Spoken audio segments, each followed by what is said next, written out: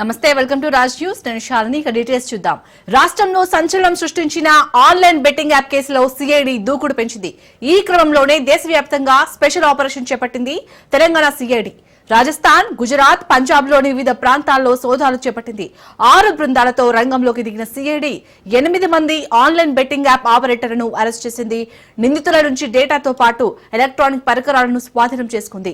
Taj 0077, fire play live, Andhra 365, VI book, Telugu 365, యాస్ 365 betting apps సంస్థ నిర్వాహకులను సిఐడి పోలీసులు అరెస్ట్ చేశారు.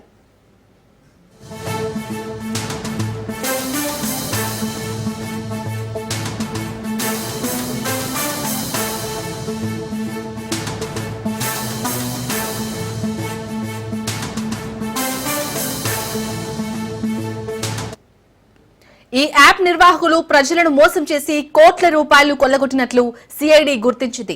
ప్రధాన సూత్రధారులు విదేశాల్లో ఉన్నట్లు అనుమానిస్తున్నారు అధికారులు. రాష్ట్ర వ్యాప్తంగా నమోదైన ఆన్లైన్ బెట్టింగ్ యాప్ కేసులన్నింటినీ ప్రభుత్వం సిఐడి చేతికి అప్పగించింది. ఈ కేసు టేకప్ చేసిన సిఐడి ఆన్లైన్ బెట్టింగ్ యాప్ ఆపరేటర్లు ప్రజల నుంచి కోట్ల రూపాయలు దండుకున్నట్లు గుర్తించి దర్యాప్తులో వేగం పెంచారు. ఇప్పటికే ఈ కేసులో పలువురిని అరెస్ట్ చేసిన సిఐడి తాజా ఆపరేషన్లో మరో 8 మందిని అరెస్ట్ చేసింది.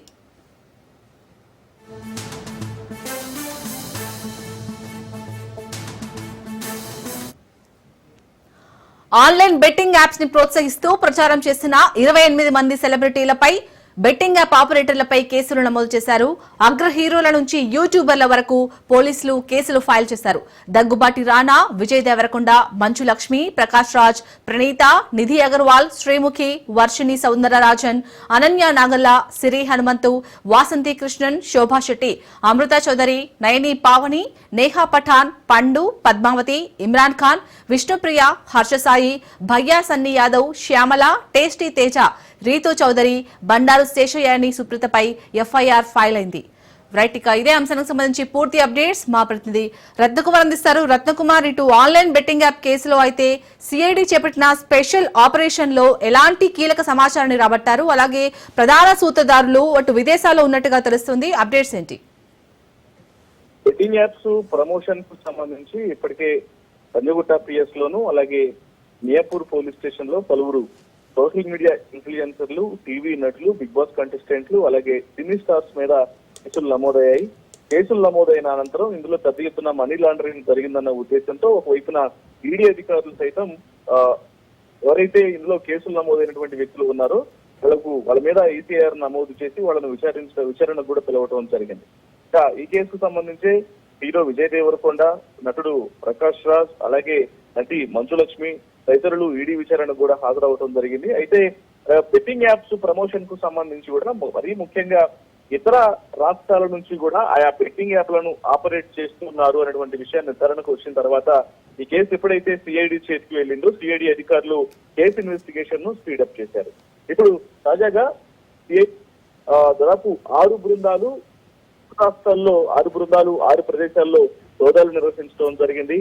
ఆయా రాష్ట్రాల నుంచి 6 బెట్టింగ్ యాప్స్ ను ఆపరేట్ చేస్తున్నటువంటి 8 మంది బెట్టింగ్ యాప్ ఆపరేటర్స్ ను అరెస్ట్ చేశారు. ఇంకా యాప్స్ కు సంబంధించి Taj 0077, fire play live, Andhra 365, VI book, Telugu 365, ఎస్ 365 6 యాప్లను ఆపరేట్ చేస్తున్నటువంటి 8 మందిని వివిధ రాష్ట్రాల్లో రాజస్థాన్, గుజరాత్, పంజాబ్ లలోని 6 ప్రదేశాల్లో వీళ్లను పట్టుకోవడం జరిగింది. పట్టుకొని అరెస్ట్ చేశారు. వీళ్ళ దగ్గర నుంచి మరింత కీలక సమాచారాన్ని కూడా తెలుసుకున్నటువంటి ప్రయత్నం చేస్తున్నారు. ఈ యొక్క ఆపరేటర్లను మొత్తాన్ని కూడా అరెస్ట్ చేసినట్లు కూడా ఇప్పటికే సిఐడి చీఫ్ చారు సిన్హా ప్రకటించడం జరిగింది. కేసు దర్యాప్తు అనేది మరింత ముందుకు వెళ్తున్నట్లు కూడా సిఐడి అధికారులు తెలియజేస్తూ ఉన్నారు. అలాగే రత్న, మరి ప్రధాన సూత్రధారులు ఎవరైతే విదేశాల్లో ఉన్నారో వారి కోసం ఎలాంటి చర్యలు చేపడుతున్నారు, అంటే వాళ్ళని పట్టుకోవడానికి? అయితే ఇప్పటికే ఈ కేసుకు సంబంధించి వైపున వివిధ రాష్ట్రాల్లో తలదాచుకుని ఉన్నటువంటి వివిధ రాష్ట్రాల నుంచి ఆపరేట్ చేస్తున్నటువంటి బెట్టింగ్ యాప్ ఆపరేటర్స్ ను అరెస్ట్ చేసి వాళ్ళను అదుపులోకి తీసుకున్నారు. కాబట్టి వాళ్ళని అదుపులోకి తీసుకుని వాళ్ళను క్వశ్చన్ చేసినప్పుడు వాళ్ళను మరింత లోతుగా విచారిస్తే ఖచ్చితంగా ఈ యొక్క ఆపరేటర్స్ వెనకాల ఉన్నటువంటి కీలక వ్యక్తులు ఎవరనేది కూడా తెలిసినటువంటి అవకాశాలు ఉంటాయి. అయితే కొంతమంది విదేశాల నుంచి కూడా ఈ యొక్క దుబాయ్ బేస్డ్ గాను అలాగే ఇతర దేశాల నుంచి బేస్ చేసుకొని కూడా యాప్ యొక్క ఆపరేషన్ అనేది జరుగుతూ ఉంది. కాబట్టి ఇక్కడ రాష్ట్రాల ద్వారా పట్టుబడినటువంటి ఆపరేటర్లను పట్టుకుంటే దీని వెనకాల ఉన్నటువంటి కింగ్ పిన్స్ యొక్క వాళ్ళ యొక్క దాడు కూడా తెలిసినటువంటి అవకాశాలు అయితే మాత్రం చాలా స్పష్టంగా కనిపిస్తున్నాయి. ప్రస్తుతానికి 8 మంది గతంలో కూడా కొంతమంది యాప్ ఆపరేటర్లను పట్టుకొని వాళ్ళు ఇచ్చిన సమాచారం మేరకు ఇప్పుడు 8 మందిని గుజరాత్, పంజాబ్, రాజస్థాన్ రాష్ట్రాల్లో ఉన్నటువంటి 6 ప్రదేశాల్లో ఎక్కడెక్కడైతే బెట్టింగ్ యాప్స్ యొక్క ఆపరేషన్ అనేది జరుగుతుందో సో వాళ్ళ నించులను పట్టుకున్నారు. కాబట్టి వాళ్ళ ద్వారా మరికొంత సమాచారం కూడా తెలుసుకున్నటువంటి అవకాశాలు ఉన్నాయి. రైట్, థ్యాంక్ యూ రత్న.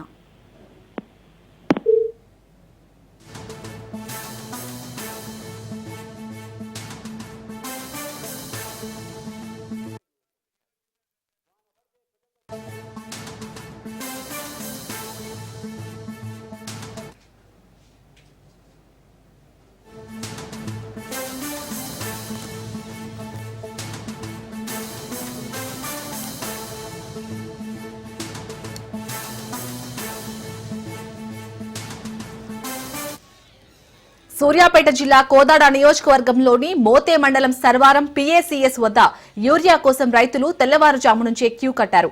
మొత్తం 12 గ్రామాల రైతులకు ఒక్క లారీ యూరియా మాత్రమే రావడంతో అందరికీ సరిపోతుందో లేదోనని వారు ఆందోళన వ్యక్తం చేస్తున్నారు. ఈ నేపథ్యంలో రైతుల మధ్య తోపులాట చోటు చేసుకుంది. దీంతో పోలీసులు బందోబస్తు ఏర్పాటు చేశారు.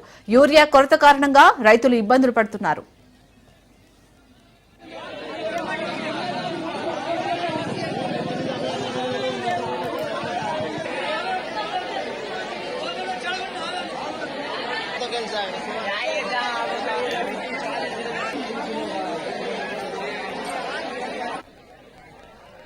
సూర్యాపేట జిల్లా కోదాడ నియోజకవర్గంలోని మోతే మండలం సర్వారం PACS వద్ద యూరియా కోసం రైతులు తెల్లవారుజాము నుంచే క్యూ కట్టారు. మొత్తం 12 గ్రామాల రైతులకు ఒక్క లారీ యూరియా మాత్రమే రావడంతో అందరికీ సరిపోతుందో లేదోనని వారు ఆందోళన వ్యక్తం చేస్తున్నారు. ఈ నేపథ్యంలో రైతుల మధ్య తోపులాట చోటు చేసుకుంది. దీంతో పోలీసులు బందోబస్తు ఏర్పాటు చేశారు. యూరియా కొరత కారణంగా రైతులు ఇబ్బందులు పడుతున్నారు.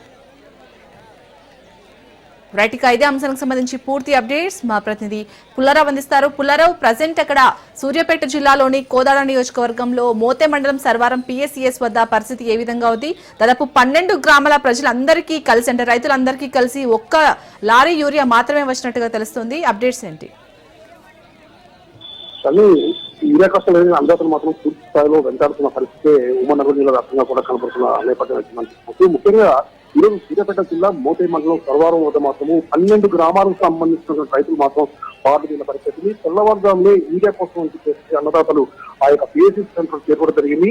12 గ్రామాలకు సంబంధించి కేవలం ఒక లారీ లోడ్ యూరియా మాత్రమే రావడంతో రైతులు అనేవారు ఆ యొక్క లారీ లోడ్ యూరియా అందరినీ సరిపోయినటువంటి పరిస్థితి. కాబట్టి ఆ యూరియా తమకు కావాలన్న ఉద్దేశంతో కొంత సూపరాలు అయితే కొనసాగిన పరిస్థితి ఉంది.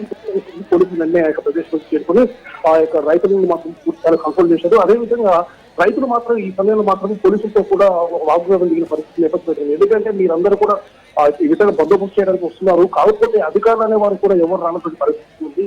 ఈ విధంగా యూరియా అనేది ఈ రోజులు లేకుండా చేస్తారు. ఇప్పటికీ కొంత హాస్పిటల్ దాదాపు 15 రోజుల పైన కలిసి అయినప్పటికీ కూడా యూరియా లేకపోవడం వల్ల ఆ పంటలు అనేది పూర్తి స్థాయిలో నష్టపోయే పరిస్థితి దాపరించింది. ఈ విధంగా ఉన్నట్లయితే మేము పూర్తి స్థాయిలో ఇక్కడ కష్టంలో మునిగిపోతామని చెప్పేసి కూడా పోలీసులతో వాగ్వాదం ఈ రోజు అయితే పోలీసులు కూడా నష్టపోయే ప్రయత్నం చేస్తున్నారు. వ్యవసాయ అధికారులను రప్పిస్తాము, అదేవిధంగా ఈ విషయాన్ని అధికారులకు తెలియజేస్తాము. కాబట్టి మీరు అందరూ కూడా లైన్లలో నిలబడి వచ్చేటటువంటి యూరియాను తీసుకోవాలని చెప్పేసి కూడా వాళ్ళకి ప్రత్యేక ప్రయత్నం అయితే చేస్తున్నారు. ప్రజెంట్ గా చూస్తే మాత్రం రైతులు అనేవారు అంటే 12 గ్రామాలకు సంబంధించిన రైతులు మాత్రం ఈ విధంగా బాధ పరిస్థితి ఉంది. వచ్చినటువంటి ఆ యొక్క లారీ లోడు యూరియాను ఎవరికి అందుతుందో ఎవరికి అందడం ఉద్దేశంతో మాత్రం రైతులు మాత్రం తీవ్రమైనటువంటి ఒక ఆందోళన గురైన నేపథ్యం అయితే ఉంది. కాకపోతే వ్యవసాయ అధికారులు కూడా కొద్దిసేపటి ఈ యొక్క ప్రదేశానికి చేరుకొని ఆ మిగతా రైతులకు కావాల్సినటువంటి యూరియాను కూడా తెప్పించి ఏర్పాటు చేస్తున్నాం. కాబట్టి ఎవరు కూడా ఆందోళన చెందాల్సిన అవసరం లేదు, తప్పనిసరిగా మీకు కావాల్సిన యూరియాను అందజేస్తామని చెప్పేసి కూడా అక్కడ ఉన్నటువంటి రైతులకు మాత్రం నచ్చజేసే ప్రయత్నం చేస్తాం. ప్రజెంట్ గా చూస్తే మాత్రం పోలీసు బందోబస్తు మధ్య మాత్రము ఆ యొక్క యూరియా సంబంధించి పంపిణీ అనేది కొనసాగుతున్న నేపథ్యం అయితే ఇక్కడ కనబడుతుంది. పుల్లారావు, అక్కడ అంటే ఇంత కొరత ఎందుకు వచ్చిందంటే దాదాపు 12 గ్రామాల ప్రజలు అంటే చాలా ఎక్కువ మంది ఉంటారు. అందులో ఇప్పుడు ఓన్లీ ఒక లారీ యూరియా మాత్రమే వచ్చిందంటే ఎందుకు అంత అధికారులు నిర్లక్ష్యం వహిస్తున్నారా? రైతులు ఏమంటున్నారు? చెప్పదశాలు ఈ విషయంలో మాత్రం అధికారుల నిర్లక్ష్యం మాత్రం కొట్టొచ్చినట్టు కనబడుతుంది. ఎందుకంటే గ్రామాలకు సంబంధించేసి యూరియా పంపిస్తున్నామని చెప్పి ముందస్తుగానే గ్రామాలకు సంబంధించిన రైతులకు తెలియజేస్తున్నారు. సో ఈ సమయంలో రైతులు తమకు యూరియా అవసరం ఉందని చెప్పేసి అన్ని పనులు నిలిపెట్టేసి కూడా రైతులు అనేవారు ఆ యొక్క యూరియా పంపిణీ చేసే ప్రదేశాలు అంటే పిఎస్సి సొసైటీస్ కానీ అదేవిధంగా మనగోలు కానీ తదితర ప్రదేశాలకు చేరుకున్న నేపథ్యం అయితే ఉంది. సో రైతులు అనేవారు పెద్ద సంఖ్యలో వస్తున్నారు. ప్రజెంట్ గా చూస్తే మాత్రం మోటే మండలం సర్వారానికి సంబంధించేసి 12 గ్రామాలకు సంబంధించిన రైతులకి యొక్క ఇంటిమేషన్ ఇవ్వడం జరిగింది.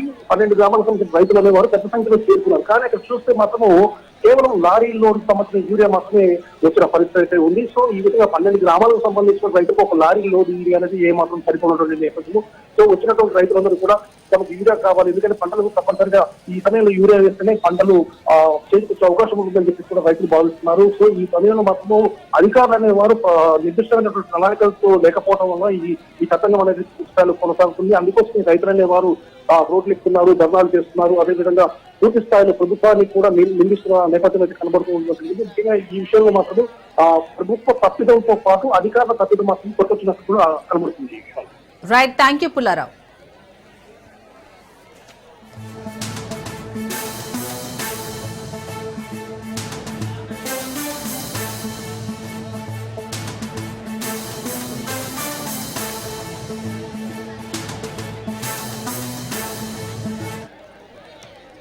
విజయనగరం జిల్లా మెంటాడ మండలంలో చంపావతి నదిలో వరద ఉధృతి పెరగడంతో ప్రమాదం చోటు చేసుకుంది. పశువులను తోలుకొని నది దాటే క్రమంలో మెంటాడ మండల కేంద్రానికి చెందిన రైతు చల్ల కృష్ణ గల్లంతయ్యాడు. నదీ ప్రవాహం తీవ్రంగా ఉండటమే ఈ ప్రమాదానికి కారణమని స్థానికులు తెలిపారు.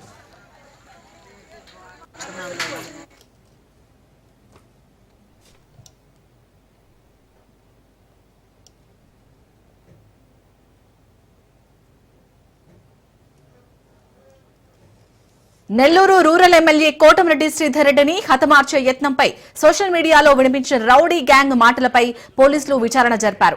నిడుగుంట అరణ్యను 2 రోజుల పోలీస్ కస్టడీలో ఉంచి కీలక సమాచారాన్ని సేకరించారు. ఈ వివరాల ఆధారంగా రౌడీ షీటర్లు చింతల భూపతి, మార్కెట్ జగదీష్లను పోలీసులు అదుపులోకి తీసుకున్నారు.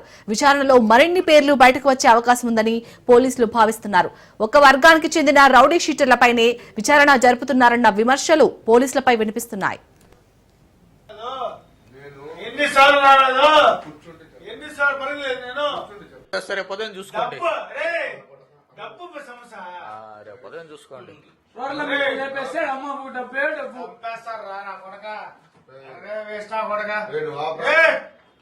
రేపు పొద్దున చూసుకోండి. నిన్ననే కదా మా వాడితో మా ఫ్రెండ్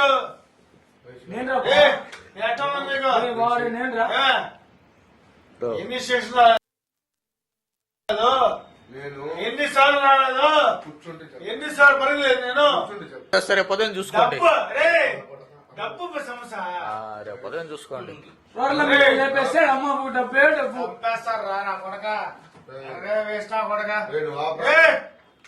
రేపు పొద్దున చూసుకోండి. నిన్ననే కదా మా వాడితో మా ఫ్రెండ్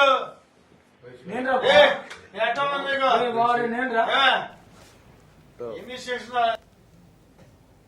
మెదక్ జిల్లా చేకుంట మండల కేంద్రంలో బుధవారం కమ్యూనిటీ కనెక్టివ్ ప్రోగ్రాం నిర్వహించారు. డీఎస్పీ నరేందర్ రెడ్డి ఆధ్వర్యంలో డీఎస్పీ నరేందర్ గౌడ్ ఆధ్వర్యంలో 110 మంది పోలీస్ సిబ్బంది ప్రత్యేక తనిఖీలు చేపట్టారు.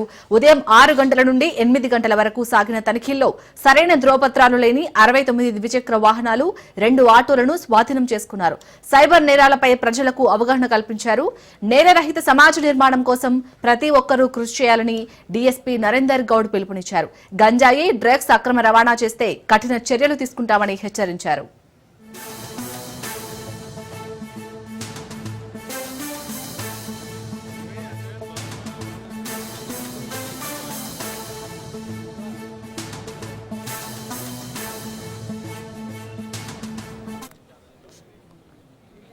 ఏపీ అసెంబ్లీ సమావేశాలు కొనసాగుతున్నాయి. లైవ్ లో చూద్దాం.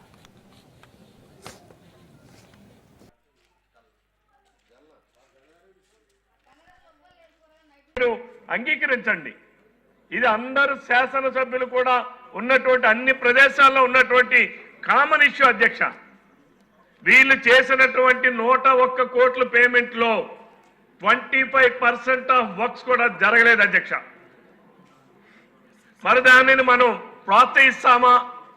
కార్పొరేషన్ ఈ రకంగా అధికారులు కాంట్రాక్టర్లు కలిపి నిధులు దుర్వినియోగం చేస్తే దాన్ని ప్రభుత్వం ప్రోత్సహిస్తుందా?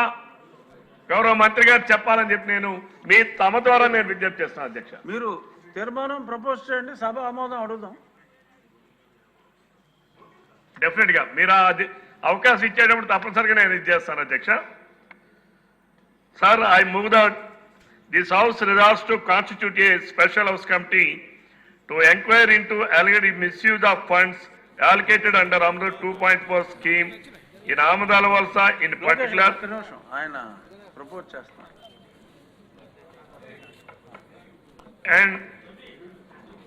And other municipalities and other funds, including PADA,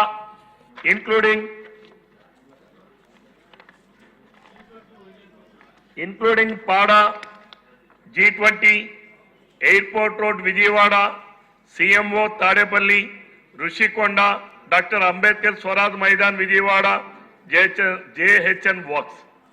Totally 121.10 payment done, Adhyaksha. ఏదైతే which was already payment done and ఇంకా పేమెంట్ ఇవ్వాల్సిన ఇంకా ఉన్నాయి అధ్యక్ష. ఎంపుకు రికార్డ్ చేసి 44 కోట్ల రూపాయలు ఇంకా వారికి చెల్లించాలని చెప్పి అందులో ఉంది అధ్యక్ష. So I move this resolution అధ్యక్ష ఫర్ అపాయింటెడ్ హౌస్ కమిటీ.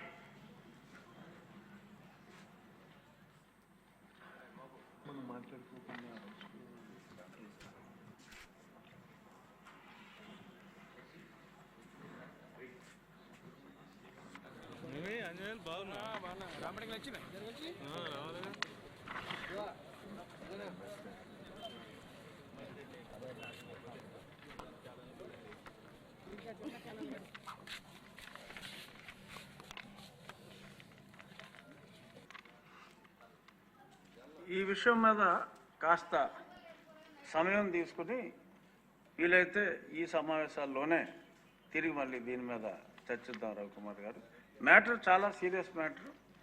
సభ దృష్టికి, అందరి దృష్టికి, ప్రజల దృష్టికి కూడా వచ్చింది. తప్పకుండా దీని మీద అతి త్వరలో మనం ముందుకెళ్దాం.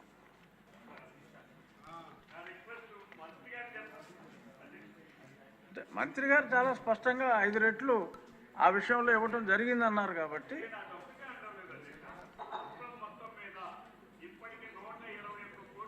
ఇచ్చారు అధ్యక్ష. 121 కోట్లు పేమెంట్ ఇచ్చారు అధ్యక్ష. ఇంకా 44 కోట్లు పేమెంట్ ఇవ్వాల్సింది ఉందని చెప్పి అధికారులు తయారు చేసినటువంటి దస్త్రాలు ఉన్నాయి అధ్యక్ష. సో గౌరవ మంత్రి గారు నేను రిక్వెస్ట్ చేసేది ఏంటంటే, గౌరవ మంత్రి గారు ఏ రకమైనగా ముందుకు దీన్ని, ఎందుకంటే విజిలెన్స్ కి మనం ఇచ్చామన్నారు, 15 నెలలు అయింది, నివేదికలు రాలా. ఇంకా మనకు ఈ సభ దాన్ని ప్రొటెక్ట్ చేయాలి అధ్యక్ష. పబ్లిక్ మనీని ప్రొటెక్ట్ చేయాలి అధ్యక్ష. డెఫినెట్గా.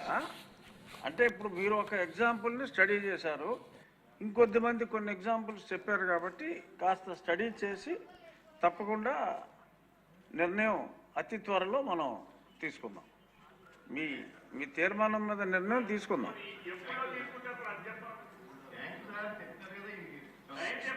సాధ్యమైనంత ఒక సమావేశం పెట్టండి సార్. పెడతాను అధ్యక్ష. ముందు రవికుమార్ గారితో ఇంకా 3-4 సభ్యులు వారి నియోజకవర్గాల్లో ఏమీ జరగలేదని చెప్పారు. కనీసం 4-5తో ఒక మీటింగ్ పెట్టి దాన్ని ఎలా ముందుకు తీసుకెళ్లాలనేది సమస్య. ఆమదాల వలసలో ఉన్న తీవ్రత అన్ని నియోజకవర్గాల్లో ఉంటే మీరు నిర్ణయం తీసుకోండి. సభ ఆమోదానికి పెడదాం. సభ మెజారిటీ ఆమోదం మేరకు మనం ముందుకెళ్దాం. అలాగే అధ్యక్ష.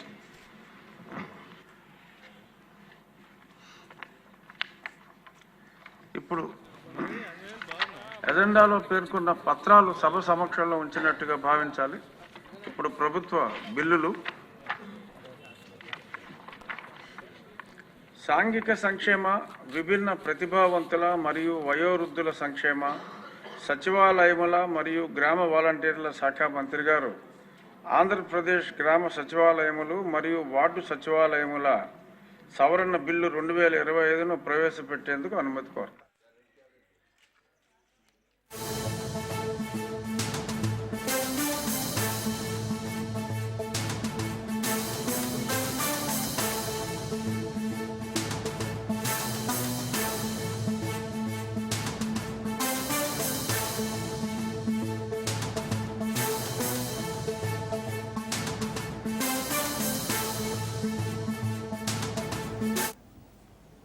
బీహార్లో సిడబ్ల్యూసీ సమావేశం జరుగుతుంది.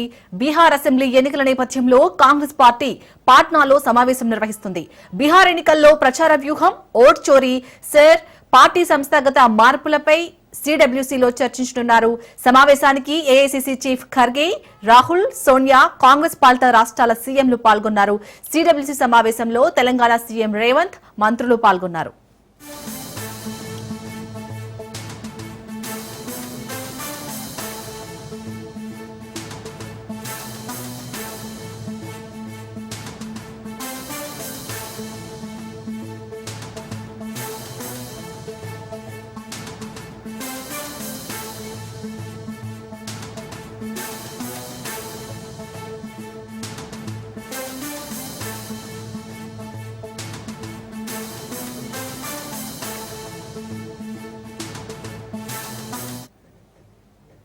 ఇటు బీహార్లో సిడబ్ల్యూసీ సమావేశం జరుగుతుంది.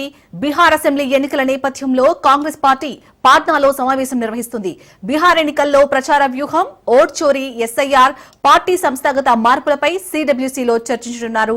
సమావేశానికి ఏఐసీసీ చీఫ్ ఖర్గే, రాహుల్, సోనియా గాంధీ, కాంగ్రెస్ పాలిత రాష్ట్రాల సీఎంలు పాల్గొన్నారు. సిడబ్ల్యూసీ సమావేశంలో తెలంగాణ సీఎం రేవంత్, మంత్రులు పాల్గొన్నారు. రైట్, ఇదే అంశానికి సంబంధించి మా బ్యూరో చీఫ్ రాజ్రెడ్డి అందిస్తారు. రాజ్రెడ్డి, బీహార్లో జరుగుతున్న సిడబ్ల్యూసీ సమావేశానికి సంబంధించి అప్డేట్స్ ఏంటి? ఏఐసీసీ అధ్యక్షుడు మల్లికార్జున ఖర్గే అధ్యక్షతన సిడబ్ల్యూసీ సమావేశం పాట్నాలో జరుగుతుంది. బీహార్ ఎన్నికలు మరికొద్ది నెలల్లో రానున్న నేపథ్యంలో ఈ యొక్క సిడబ్ల్యూసీ సమావేశం అక్కడ జరగడం ప్రాధాన్యత సంతరించుకుంది. ఎందుకంటే ఇప్పటికే బీహార్లో ఎట్టి పరిస్థితుల్లో గెలవాలనేది కూడా రాహుల్ గాంధీ పట్టుదలతో ఉన్నారు. ఈ యొక్క సిడబ్ల్యూసీ సమావేశంలో కాంగ్రెస్ రాష్ట్ర పాలిత ముఖ్యమంత్రులతో పాటు రాహుల్ గాంధీ, అదేవిధంగా ప్రియాంక గాంధీ, సోనియా గాంధీ, ముఖ్యమైన నేతలంతా కూడా పాల్గొంటారు. కీలకమైనటువంటి నిర్ణయాలు తీసుకోబోతున్నారు. ముఖ్యంగా చూసుకున్నట్టయితే బీహార్లో ఓట్ చోరీ అనేది ఇప్పటికే పెద్ద ఎత్తున ఓట్ చోరీ పేరుతో పాదయాత్ర కూడా రాహుల్ గాంధీ చేశారు. దేశవ్యాప్తంగా ఓట్ చోరీ అంశాన్ని తీసుకెళ్లాలనేది కూడా కాంగ్రెస్ చూస్తుంది. అందులో భాగంగా కేంద్ర ఎన్నికల సంఘం పూర్తిగా కేంద్ర ప్రభుత్వం చేతుల్లో ఉంది. కేంద్ర ప్రభుత్వం చెప్పు చేతల్లో ఉంది. కేంద్ర ప్రభుత్వం ఏం చెప్తే అది చేస్తుంది. బీజేపీకి అనుసరణలోనే కేంద్ర ఎన్నికల సంఘం నడుస్తుంది అనేది కూడా ప్రధానంగా కాంగ్రెస్ ఆరోపణలు చేస్తుంది. ఇదే అంశాన్ని దేశవ్యాప్తంగా ఎస్టాబ్లిష్ చేయాలి. ముఖ్యంగా బీహార్ రాష్ట్రంలో కూడా ఎస్టాబ్లిష్ చేయాలి. ఇప్పటికే 15-20 సంవత్సరాల నుంచి నితీష్ కుమారే ముఖ్యమంత్రి ఉన్నారు. పెద్ద ఎత్తున ప్రజా వ్యతిరేక విధానాలను మూటగట్టుకుంటున్నాడు. దీన్ని అంతా కూడా క్యాష్ చేసుకోవాలి. యాంటీ ఇన్కంబెన్సీ అంతా కూడా ఇండీ కూటమికి, కాంగ్రెస్కి అనుకూలంగా మార్చుకోవాలి. ఎట్టి పరిస్థితుల్లో ఇక్కడ ఉన్నటువంటి ఎన్డీఏ ప్రభుత్వాన్ని వచ్చే ఎన్నికల్లో రానివ్వకుండా చూడాలి అనేది కూడా కాంగ్రెస్ ఈ యొక్క సిడబ్ల్యూసీ సమావేశంలో నిర్ణయాలు చేయబోతుంది. ముఖ్యంగా చూసుకున్నట్టయితే ప్రధానంగా బీహార్ ఎన్నికల్లో ఏ రకంగా గట్టెక్కాలి, ఎట్టి పరిస్థితుల్లో నితీష్ కుమార్ను ఓడించాలి, ఏ రకమైనటువంటి వ్యూహంతో ముందుకెళ్ళాలి, అదేవిధంగా బీజేపీ అనుసరిస్తున్నటువంటి ప్రజా వ్యతిరేక విధానాలను ప్రజల్లోకి ఏ రకంగా తీసుకెళ్లాలనే అంశాన్ని ముఖ్యంగా ఈ యొక్క సిడబ్ల్యూసీ సమావేశంలో చర్చించే అవకాశం కనబడుతుంది. మొత్తానికి చూసుకున్నట్టయితే ప్రధానంగా ఈ ఓట్ చోరీ అంశాన్ని పెద్ద ఎత్తున దేశ ప్రజల దృష్టికి తీసుకెళ్లాలి. బీజేపీ ఈ యొక్క ఓట్ చోరీని ఏ రకంగా చేస్తుంది, అదేవిధంగా కాంగ్రెస్ అనుకూలమైనటువంటి ఓట్లను ఏ రకంగా తొలగించే ప్రయత్నం చేస్తుంది, ఏ రకంగా బీజేపీ లబ్ధి పొందాలని చూస్తుంది అనేది కూడా ఇప్పటికే రాహుల్ గాంధీ పవర్ పాయింట్ ప్రజెంటేషన్లు ఇవన్నీ కూడా ఇచ్చారు. ఈ యొక్క నేపథ్యంలో ఇదంతా కూడా పెద్ద ఎత్తున ప్రజల్లోకి తీసుకెళ్లాలనేది కాంగ్రెస్ చూస్తుంది. అంతేకాకుండా ఎస్ఐఆర్ పేరిట ఈ ఓట్ల చోరీ జరుగుతుంది. ఎస్ఐఆర్ పేరిటనే ఇదంతా జరుగుతుంది కాబట్టి దీన్ని ఏ రకంగా నిర్మూలించాలి అనే అంశాన్ని కూడా పెద్ద ఎత్తున ప్రజల్లోకి తీసుకెళ్లే ప్రయత్నం అయితే ఈ యొక్క సమావేశంలో నిర్ణయం చేయబోతున్నారు. అంతేకాకుండా ఈ యొక్క జీఎస్టీలో మార్పులు వచ్చిన తర్వాత ఈ యొక్క సిడబ్ల్యూసీ సమావేశం జరుగుతుంది. ఈ జీఎస్టీకి సంబంధించినట్టు ఇప్పటికే కాంగ్రెస్ కామెంట్ చేస్తుంది. జీఎస్టీ కొన్ని మినహాయింపులు చేస్తున్నామని చెప్పినా కానీ ఎక్కడ కూడా అది కస్టమర్ల దాకా పోవట్లేదు. ఈ యొక్క జీఎస్టీ అంశాన్ని కూడా పెద్ద ఎత్తున ప్రజల్లోకి తీసుకెళ్లి జీఎస్టీ మినహాయింపుల వల్ల ఎలాంటి లాభం లేకుండా పోతుంది అనేది కూడా ప్రజల్లో చైతన్యవంతం చేయాలనేది కూడా ఈ యొక్క సమావేశంలో ఒక నిర్ణయం తీసుకునే అవకాశాలు కనబడుతున్నాయి. అంతేకాకుండా ఈ యొక్క ఓట్ చోరీకి సంబంధించినటువంటి అంశాన్ని కూడా దేశవ్యాప్తంగా తీసుకెళ్లాలి. అంతేకాకుండా సంస్థాగతంగా పార్టీలో ఏ రకంగా మార్పులు చేర్పులు చేయాలి, ఏ రకంగా యాక్టివ్ ఉన్నటువంటి నేతలను కీలకమైనటువంటి పదవుల్లోకి తీసుకోవాలనే అంశాలపైన కూడా ఈ యొక్క సిడబ్ల్యూసి సమావేశంలో చర్చించే అవకాశాలు అయితే కనబడుతున్నాయి. మొత్తానికి ఈ యొక్క సిడబ్ల్యూసి సమావేశంలో జాతీయ వ్యాప్తంగా ఉన్నటువంటి అంశాలు ఏంటి, తాజా రాజకీయ పరిణామాలు ఏంటి, బీజేపీని ఏ రకంగా డ్యామేజ్ చేసే అవకాశం ఉంది, బీజేపీకి ఏ రకమైనటువంటి స్కెచ్ వేయాలి, అదేవిధంగా ఈసారి బీహార్ ఎన్నికల్లో నితీష్ కుమార్ ప్రభుత్వాన్ని ఏ రకంగా ఓడించాలి, ఇండియా కూటమిని ఏ రకంగా అధికారంలోకి తీసుకొచ్చాలి అనే అంశాలపైన కూడా ఈ కులంకుశంగా చర్చించే అవకాశాలు అయితే స్పష్టంగా కనబడతా ఉన్నాయి. శాలిని, రాజిరెడ్డి, ఇప్పుడు ఈ సిడబ్ల్యూ సమావేశంలో కాంగ్రెస్ అగ్రనేతలు అక్కడ పాల్గొన్న మంత్రులకి ఎలాంటి దిశానిర్దేశం చేయబోతున్నారు? ఎందుకంటే మెయిన్ గా బీహార్ ఎన్నికలపై ఫోకస్ పెట్టింది కదా కాంగ్రెస్. అంటే ఈ సిడబ్ల్యూసి సమావేశంలో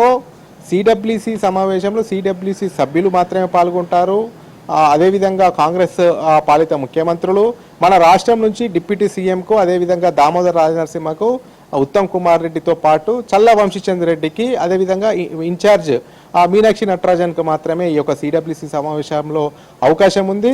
ఇలాగే సిడబ్ల్యూసి సమావేశాల్లో చోటు ఉన్న వారికే ఆ యొక్క రాష్ట్రాల నుంచి సిడబ్ల్యూసి సమావేశానికి వస్తారు. ఈ యొక్క సిడబ్ల్యూసి సమావేశంలో ముఖ్యంగా వివిధ రాష్ట్రాల నుంచి వచ్చినటువంటి ప్రతినిధులకు కూడా ఆ రాష్ట్రంలో ఉన్నటువంటి తాజా రాజకీయ పరిణామాలు, అక్కడ ఏ రకంగా ప్రభుత్వం ఉంటే ప్రభుత్వ పథకాలు ఏ రకంగా వెళ్తున్నాయి, అదేవిధంగా ప్రతిపక్షంలో ఉంటే ఏ రకంగా వచ్చే ఎన్నికల్లో ఆ యొక్క ప్రభుత్వాలకు యాంటీ ఇన్కంబెన్సీ ఉంటే దాన్ని ఏ రకంగా కాంగ్రెస్ క్యాచ్ చేసుకోలే అంశంపైన చర్చ జరగబోతుంది. ముఖ్యంగా చూసుకున్నట్టయితే 1940 సంవత్సరం తర్వాత బీహార్లో మొట్టమొదటిసారిగా చాలా గ్యాప్ తర్వాత ఈ యొక్క సిడబ్ల్యూసి సమావేశం జరుగుతుంది. ఈ యొక్క సిడబ్ల్యూసి సమావేశం ముఖ్య ఉద్దేశం ఏంటి అంటే కాంగ్రెస్ జాతీయ స్థాయిలో పెద్ద పెద్ద అంశాలను లేవనెత్తుతుంది. ఈ యొక్క అంశాలను ఈ యొక్క బీహార్లోకి తీసుకెళ్ళాలి.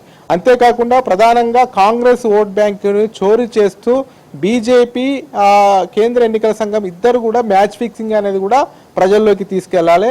ఈ రకంగా అసలు బీహార్లో నితీష్ కుమార్ ప్రభుత్వాన్ని గద్దెదించడము, అక్కడ ఉన్నటువంటి ప్రజా వ్యతిరేక విధానాలను ప్రజల్లోకి తీసుకెళ్లడము, ముఖ్యంగా చూసుకున్నట్టయితే ఈ యొక్క సిడబ్ల్యూసి సమావేశం తర్వాత కూడా ముఖ్యమైనటువంటి నేతలతో రాహుల్ గాంధీ ఒక సమావేశం కూడా ప్రత్యేక సమావేశం ఉంది.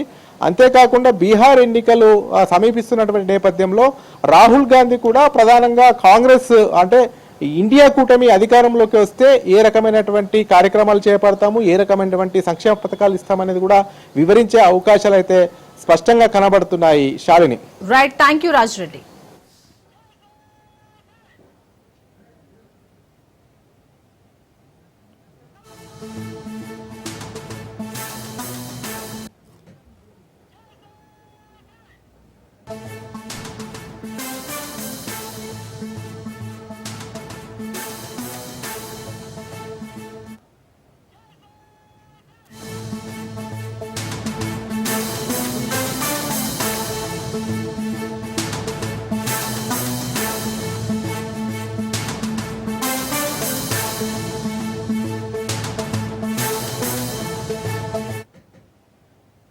బ్రేకింగ్ న్యూస్ చూస్తున్నా. గ్రూప్ 1 పై తెలంగాణ హైకోర్టు కీలక వ్యాఖ్యలు చేసింది.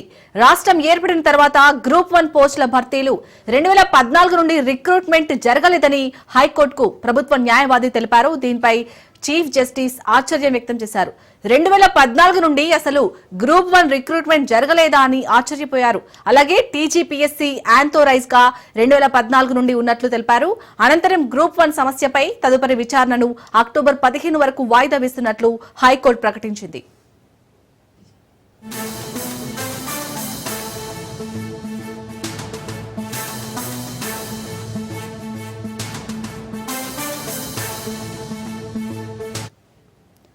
గ్రూప్ 1 పై తెలంగాణ హైకోర్టు కీలక వ్యాఖ్యలు చేసింది. రాష్ట్రం ఏర్పడిన తర్వాత గ్రూప్ 1 పోస్టుల భర్తీలు 2014 నుండి రిక్రూట్మెంట్ జరగలేదని హైకోర్టుకు ప్రభుత్వ న్యాయవాది తెలిపారు. దీనిపై చీఫ్ జస్టిస్ ఆశ్చర్యం వ్యక్తం చేశారు. 2014 నుండి అసలు గ్రూప్ 1 రిక్రూట్మెంట్ జరగలేదా అని ఆశ్చర్యపోయారు. అలాగే టీజీపీఎస్సీ ఆంథోరైజ్ గా 2014 నుండి ఉన్నట్లు తెలిపారు. అనంతరం గ్రూప్ 1 సమస్యపై తదుపరి విచారణను అక్టోబర్ 15 వరకు వాయిదా వేస్తున్నట్లు హైకోర్టు ప్రకటించింది.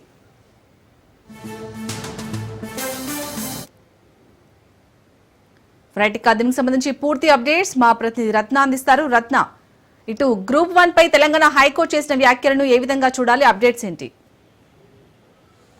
గ్రూప్ 1 కు సంబంధించి ఇప్పటికే గ్రూప్ 1 పరీక్షల పైన సింగిల్ బెంచ్ ఇచ్చిన తీర్పును సవాల్ చేస్తూ టీజీపీఎస్సీ దాఖలు చేసిన పిటిషన్ పై విచారణ వాయిదా పడింది.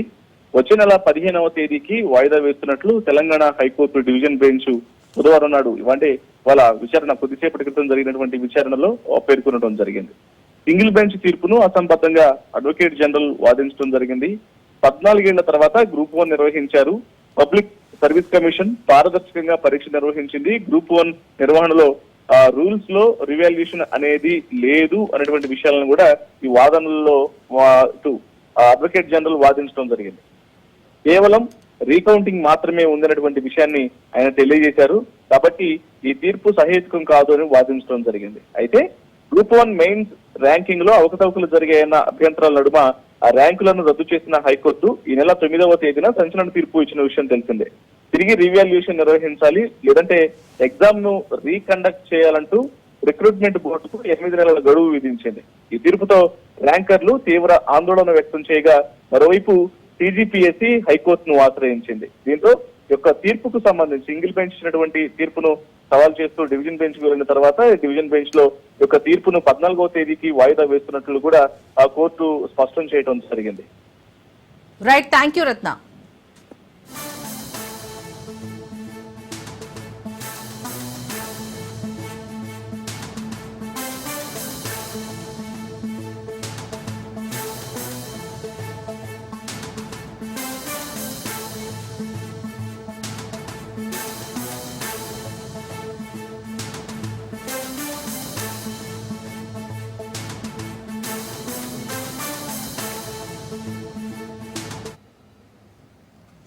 ఇవి ఇప్పటివరకు ఉన్న updates. For more updates keep watching.